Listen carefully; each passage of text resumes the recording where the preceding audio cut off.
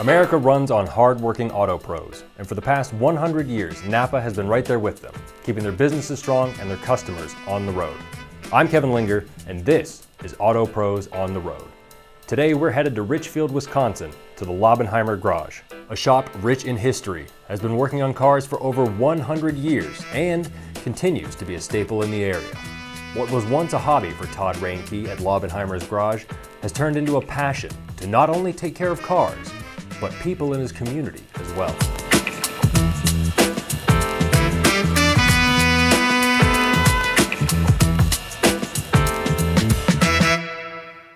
The shop was founded back in 1921 by Laubenheimer family. I started in the building 38 years ago. Wilmer Laubenheimer was just retiring at that time and still around.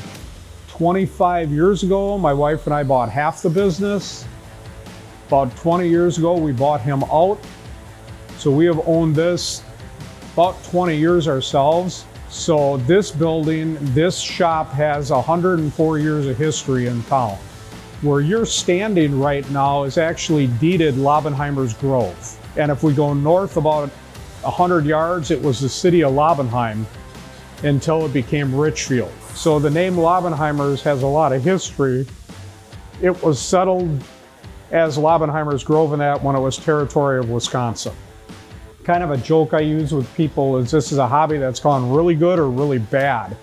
Everyday cars make up more than 80% of the shop's business, but the classic cars are what Todd enjoys working on the most. I guess you could call my forte right now is classic cars. I do a lot of classic cars. We've got cars that come from out of state and all over the state classics, plus the normal everyday cars that we do full maintenance and repairs on, electronics and that kind of stuff. I usually have 1 to 2 classics here, but there's no rush on them. I mean, I build my own classics, as you can see behind me. So I've always got 1 or 2 classics here. I like old cars, I always have. All my collection is Fords.